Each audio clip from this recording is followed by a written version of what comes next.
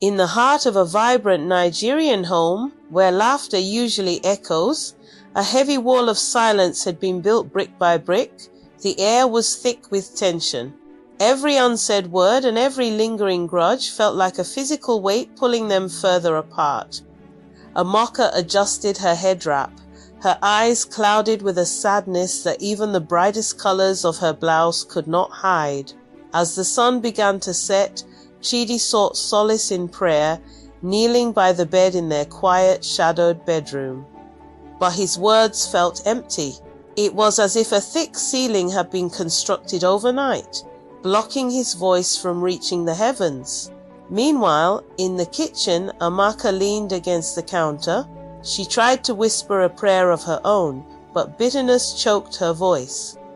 The scriptures remind us that our prayers can be hindered when we are not in harmony, and tonight, that truth was a painful reality. Suddenly, a soft golden radiance began to illuminate the dark corner where Amaka stood, growing warmer and more intense by the second.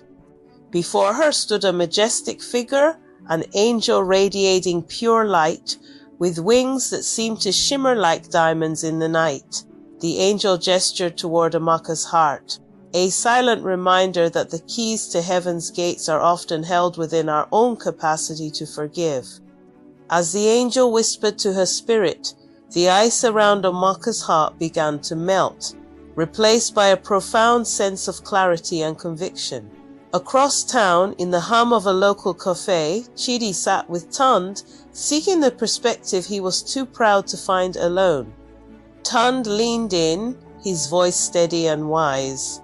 He spoke of the strength found in humility and the spiritual cost of holding a grudge. Chidi, your prayers cannot rise if your heart is anchored by anger, Tund counseled. Let go of the pride that keeps you apart. Chidi walked back into his home later that night. The silence was still there, but his heart was no longer adding to the wall. Amaka stood as he approached. In the quiet of the room they locked eyes, and the lingering resentment finally began to dissipate. Words were spoken, apologies were offered, and for the first time in days, the atmosphere in the home felt light and free. They sat together on the sofa, not as two strangers, but as one unit, bowing their heads in a prayer of true unity. A soft light shone down upon them, a symbol of God's presence returning to their home and their prayers finally finding their way home.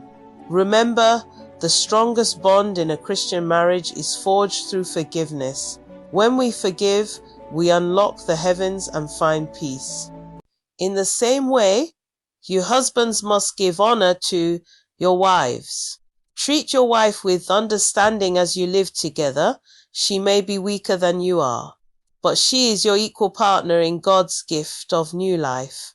Treat her as you should so. Your prayers will not be hindered. 1 Peter 3 verse 7. Get rid of all bitterness, rage, anger, harsh words, and slander, as well as all types of evil behavior. Instead, be kind to each other, tender-hearted, forgiving one another, just as God through Christ has forgiven you. Ephesians 4 verses 31 and 32. You don't have to do it in your own strength. Ask God to give you grace to forgive. Hebrews 4 verse 16.